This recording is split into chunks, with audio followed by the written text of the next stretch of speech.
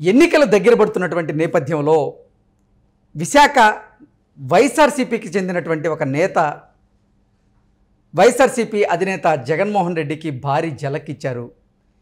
రానున్న ఎన్నికల్లో ఓడిపోవడం ఖాయం అని భావించినటువంటి విజయ నిర్మల గారు వైసీపీని వీడి ఆవిడ మరో పార్టీలో చేరబోతున్నారు అనేటువంటి వార్త ఇప్పుడు సోషల్ మీడియా వేదికగా చక్కర్లు కొడుతున్నటువంటి నేపథ్యంలో ఈ అంశానికి సంబంధించి మనతో మాట్లాడేందుకు ప్రముఖ సీనియర్ జర్నలిస్ట్ దుర్గాకుమార్ గారు మనతో ఉన్నారు. సార్తో మాట్లాడు. Sir hi sir. నమస్తే కృష్ణ గారు, మన వీక్షకులు కూడా నమస్కారం. సార్, ఎన్నికలు దగ్గర పడుతున్నటువంటి నేపథ్యంలో విశాఖ జిల్లాకు చెందినటువంటి ఒక వైసీపీ నేత జగన్మోహన్ రెడ్డికి భారీ ఝలక్ ఇవ్వబోతున్నారని విజయ నిర్మల గారు వైసీపీని వీడి మరో పార్టీలో చేరబోతున్నారు అంటూ ఒక వార్త సోషల్ మీడియా వేదికగా చక్కర్లు కొడుతూ ఉంది. ఏంటి సార్, దీన్ని ఎలా చూడొచ్చు? ఇప్పుడు ఏ జిల్లాలో ఝలక్ ఇవ్వలేదండి జగన్ గారికి? పార్టీ ఓడిపోతున్నప్పుడు, చెరువు ఎండిపోతున్నప్పుడు కప్పలు వేరే ప్రాంతాలకు వెళ్ళిపోవటం అనేది సహజం. అట్లాగే వైఎస్ఆర్సీపీ ఓడిపోద్దని ఇవాళ కాదు, గత 4 నెలల క్రితమే కనిపెట్టిన వాళ్ళందరూ కూడా మెల్లిగా పార్టీ పదవులు ఉన్నప్పుడు కూడా ఎంపీ పదవుల్లో ఉండి కూడా పార్టీకి పదవికి రాజీనామా చేసి వెళ్ళిపోవటం కర్నూలులో చూసాము, నెల్లూరులో చూసాము. 2 ఎంపీలు నెల్లూరు, మాగుంట శ్రీనివాసరెడ్డి గారు, ప్రభాకర్ రెడ్డి గారు, జయరాం క్యాబినెట్ మంత్రి కూడా వెళ్ళిపోయాడు. చాలామంది ఇక్బాల్ నిన్నగా మొన్న ఎమ్మెల్సీ వెళ్ళిపోయాడు. గుడివాడ అమర్నాథ్ కూడా పైకి మాట్లాడుతున్నాడు కానీ ఉండడని అంటున్నారు వైజాగ్ వాళ్ళు. తర్వాత ఇప్పుడు విజయ నిర్మల్ గారు, వీళ్ళంతా చాలా చిన్న వాళ్ళు అండి. ఇంతకన్నా పెద్ద పెద్ద వాళ్ళు వెళ్ళిపోయారు, స్టాల్ వర్డ్స్ వెళ్ళిపోయారు. శ్రీకృష్ణ దేవరాయలు గారు వెళ్ళిపోయాడు, రకరకాలుగా. కాబట్టి వీళ్ళు మీరు చెబుతున్న వాళ్ళు చాలా చిన్న చిన్న వాళ్ళు. వీళ్ళు వాళ్ళ వెళ్ళినా కూడా పార్టీలో ఈ ఓడిపోయే పార్టీ మీద పెద్ద ప్రభావం చూపలేరు, గెలిచే పార్టీ కూటమి మీద వీళ్ళ ప్రభావం ఏమి ఉండదు. వీళ్ళు వెళ్ళటం వలన ఓడిపోయే పార్టీ ఏమి వాడకుండా ఆగదు, గెలిచే పార్టీ వీళ్ళు వెళ్ళకపోయినా కూడా గెలుస్తుంది.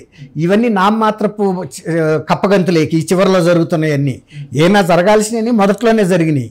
కాబట్టి పార్టీ ఓటమి అనేది స్పష్టం అయిపోబట్టే ఆయన ఇవాళ మళ్ళీ సానుభూతి కోసం రకరకాల ఎత్తుగడలు వేసి ఆయన ప్రభుత్వంలో ఆయన మీద దాడి చేయించుకున్నాడంటే అది జనం నవ్విపోతారు. నీ ప్రభుత్వంలో నీకు సెక్యూరిటీ లేదని. ఆ సెక్యూరిటీ లేకపోగా కనీసం దర్యాప్తు చేసి పట్టుకునేటంత పరిస్థితి అన్నా ఉంది. అదేనా పెద్ద బహిరంగ సభ, రోడ్ షో, 100 మంది ఉన్నారు అంతే, అంతకుమించి ఎవరు లేరు. అసలు ఇసురుతున్నప్పుడు ఇవాళ వైజాగ్లోను తెనాలిలో కూడా బహిరంగ సభల్లోనే చంద్రబాబు నాయుడు గారి మీద, పవన్ మీద దాడులు చేసిన వ్యక్తుల్ని ప్రజలే పట్టుకున్నారు. ప్రజలే పట్టుకుని కొట్టి పోలీసులకు అప్పచెప్పారు. కనబడతానే ఉంటారు కదండి ఎవరు ఇస్త్రింది. తర్వాత ఒక బిల్డింగ్ మీద నుంచి ఒక పెల్లెట్ వచ్చింది అంటాడు ఒక ఆయన, క్యాటపాల్తో కొట్టారంటాడు ఒక ఆయన ఏమో ఎయిర్ గన్, అదే దాన్నే ఎయిర్ గన్ అంటారు, పెల్లెట్ అండి. ఎయిర్ గన్తో కొట్టాడని, క్యాటపాల్ట్ అంటే పంగల్కరతో కొట్టారని, ఇంకొక ఆయన ఏమో చిప్స్ అని వేస్తారు చూడండి మనకి, కంకర, దాన్ని ఏమంటారు, అది ఆ చిప్స్తో కొట్టారు, చిన్న కంకర రాయితో, అదేని చెబుతున్నారు. కానీ అది చూస్తే కంకర రాయితో కొట్టినట్టు కానీ లేకపోతే వీటితో ఏదో గీరుకున్నట్టుగా స్పష్టం కనబడుతుంది. దానికి విపరీతమైన బిల్డప్ ఇచ్చారు. ఒకవేళ నిజంగా కరెంటు పోయిన టైంలో ఆయన మీద ఏదన్నా దాడి జరిగింది అనుకుందామండి, దాడి జరిగితే బస్సును అక్కడ ఉంచిన వాళ్ళని ఆయన చుట్టుముట్టకుండా పోలీసులు ఎందుకు నుంచున్నారండి? కూర్చున్నారు వాళ్ళు, ఈయనే నుంచుని ఉన్నాళ్ళు. ఇంకా దాడి చేయమనే వీళ్ళు ఎందుకున్నట్టు అక్కడ? ఆయన ప్రభుత్వంలో ఆయన మీదే దాడి జరిగిందంటే రాజధానిలో ఆయన పోలీసుల మీద ఆయనకి ఎంత కమాండ్ ఉందో అర్థమవుతుంది కదా. మొన్న ప్రధానమంత్రి సభలో అంటే వీళ్ళు కావాలని దాన్ని విఫలం చేసి ఆయనకి ఏదో హాని తలపెట్టాలని చేశారు. ఇవాళ రాష్ట్ర ముఖ్యమంత్రికే హాని తలపెట్టాలని ఆయన పోలీసులే సహకరించారా? దానికి ఏం సమాధానం చెబుతాడు ఆయన? తర్వాత ఇంకొకటి ఏంటంటే అవమానకరమైన విషయం, దీని మీద ఎవడన్నా కనుక ఆచూకీ చెబితే 2 లక్షల రూపాయలు బహుమతి ఇస్తామని చెప్పారు. మనం బస్సుల మీద అక్కడ చూస్తూ ఉంటాం, సిటీ బస్సుల మీద ఎవరన్నా తప్పిపోతే ఈ వ్యక్తి ఆచూకీ చెప్పిన వాళ్ళకి 1 లక్ష రూపాయలు ఇస్తాం, 2 లక్షల రూపాయలు ఇస్తామని. ముఖ్యమంత్రి మీద దాడి జరిగితే మీరు పోలీసు ఇంత వ్యవస్థ ఉండి ఇన్వెస్టిగేట్ చేసి పట్టుకోవాలి, కానీ ఎవడన్నా చెబితే దండం పెడతాం, వాడికి పాద పూజ చేస్తాం అన్నట్టుంది. ఒకసారి కుక్క పిల్లలు పోతే కూడా అట్లాగే పోస్టర్లు వేసి కూడా ప్రచారం చేస్తారు, దీన్ని తెచ్చిస్తే 1 లక్ష రూపాయలు ఇస్తామని. అంటే ముఖ్యమంత్రి ప్రాణానికి 2 లక్షలు వెలగట్టిన వ్యక్తి ఎవరండి? ఆ షరాబు. ముఖ్యమంత్రి ప్రాణం షరాబు అంతేనా? వివేకానంద రెడ్డి గారికి ప్రైవేట్ వ్యక్తులు స్పాట్ పెట్టి 40 లక్షల సుపారీ డిక్లేర్ చేసి ఆల్రెడీ 2 కోట్లు కూడా అతనికి ఇచ్చారు, పార్టిసిపేట్ చేసిన అతని పేరేంటంటే దస్తగిరికి.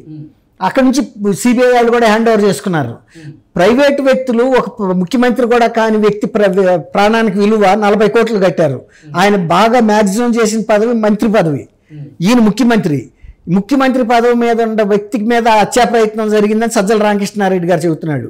హత్యా ప్రయత్నమే జరిగితే ఎంత దర్యాప్తు జరగాలి, అవసరమైతే సిబిఐ దర్యాప్తు అడగొచ్చు కదా. ఇప్పుడు రాష్ట్ర పోలీసులు చేతులు ఎత్తేసారు, మా వల్ల కాదు, ఎవరికన్నా 2 లక్షలు ఇస్తాం మీరు చెప్పమని. అసలు అక్కడ ఉన్నదే అతి పలసటి జనం ఆ బిల్డింగ్లోంచి వచ్చింది అంటున్నారు. ఆ బిల్డింగ్ని వెంటనే వెళ్ళి చుట్టుముట్టాలి కదండి. పోలీసులు స్టేర్ కేసు ఎక్కువ, లిఫ్ట్ ఎక్కువ, పరిగెత్తుకుంటా టెర్రాస్ మీదకి వెళ్ళిపోయి ఎతకాలి కదా ఎవడున్నాడని. నిమిషాల్లో వెళ్ళిపోవాలి. తర్వాత ఆ వ్యక్తిని విఐపి ఎవరైతే ఉన్నారో జగన్మోహన్ రెడ్డి గారి ప్రాణం అమూల్యం, ఆయన కిందకి తీసుకెళ్ళిపోవాలి. ఆ చీకట్లో ఏదైనా జరగవచ్చు. ఆ తర్వాత ఇంత వైఫల్యం అయిపోయి ప్రజల యొక్క దీనికోసం ఆయన వెంపర్లాడుతున్నాడు సానుభూతి కోసం. కాబట్టి వాళ్ళ మీరు వైజాగ్లో విజయ నిర్మల్ గారు, లేకపోతే అతని పేరేంటి కోడిగుడ్డు అమర్నాథ్ గారు, ఇట్లాంటి వాళ్ళందరూ ఎందుకుంటారండి? ఏదో ఇప్పుడు ఇంకా ఏమన్నా గెలుస్తున్న ఆశ అమర్నాథ్ గారిలో ఉందేమో, కొట్టుకుని మిట్టి ఆడుతుంది, ఆయన ఉంటాడు. కానీ అది కూడా రేపు ఇంకా తేలిపోతే చాలా మంది వెళ్ళిపోతారండి, ఉండరు. ఇప్పుడు ఇక్కడ తెలంగాణలో బీఆర్ఎస్ ఎంత పటిష్టంగా ఉంది చివరిరాక. కానీ ఒక్కసారి చంద్రబాబు నాయుడు గారు అరెస్ట్ తర్వాత బీఆర్ఎస్ గ్రాఫ్ పడిపోవటం మొదలెట్టింది. ఎప్పుడైతే పడిపోవటం మొదలెట్టిందో అసలు పతనం అయిపోయింది. ఆ తర్వాత ఎంతమంది వెళ్ళిపోయారు, పార్టీలోంచి వెళ్ళిపోతున్నారు. ఇవాళ తర్వాత ఇప్పుడు ఆమెను అరెస్ట్ కూడా చేశారు, కవిత గారిని. ఇంతవరకు బెయిల్ కూడా తెచ్చుకోలేని పరిస్థితి. అధికారంలో ఉన్నప్పుడు ఒక స్థాయిలో ఉంటుందండి నాయకుల ప్రవర్తన. అధికారం పడిపోతున్న తర్వాత ఎవరుండదు, అధికారాంతమున చూడవలే అది అయ్యవార్ల సక్కదనములని ఏదో ఒక పద్యం కూడా ఉంది.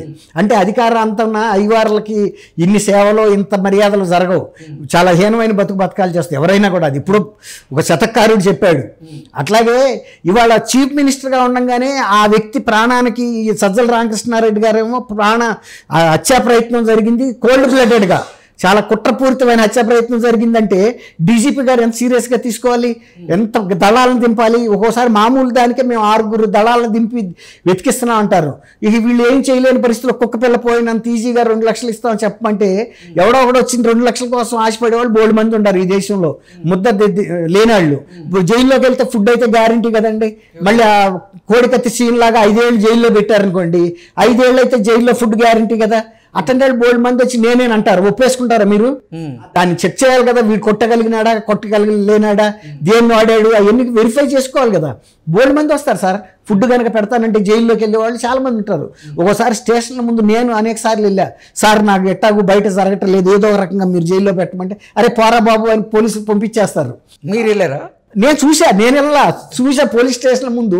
యాజ్ ఏ రిపోర్టర్గా పోలీస్ స్టేషన్కి వెళ్ళినప్పుడు కొంతమంది ఇట్లా ఫుడ్ జరగని వాళ్ళు, జీవితం మీద విరక్తి పుట్టిన వాళ్ళు పోలీస్ స్టేషన్ ముందుకు వచ్చి పోలీసులు బతిమాలుకుంటారు, అయ్యా మీరు నన్ను ఏదో ఒకటి చేసి లోన్ పడేయండి, నాకు ఫుడ్ పెడతారు కదా అని. పోలీసులు కూడా మానవత్వంతో రే బాబు నువ్వు మమ్మల్ని ఎందుకు చంపుతావురా నాయన, కావాలంటే ఇదిగో నీకు ఫుడ్ తెప్పించి పెడతాను తిని వెళ్ళిపోమంటారు తప్ప తీసుకెళ్లి జైల్లో పెట్టరు. అట్టగా ఇవాళ నేనే కొట్టానని రావచ్చు. బొబ్బిలి పుల్లిలో కనుక రామారావు కోసం ఎదుగుతుంటే అల్లురామలింగ వచ్చి నేనే బొబ్బిలి పుల్లిని అంటాడు కదా. ఇప్పుడు రేపు ఎవడో వచ్చి నేనే వేసానంటే వీళ్ళు కేసులు వచ్చేస్తారు, వాడి పేరు రాసేసి, అంతే కదండి. సో ఈ గులకరాయి మంత్రం ఆంధ్రప్రదేశ్లో గులకరాయి ఉంది.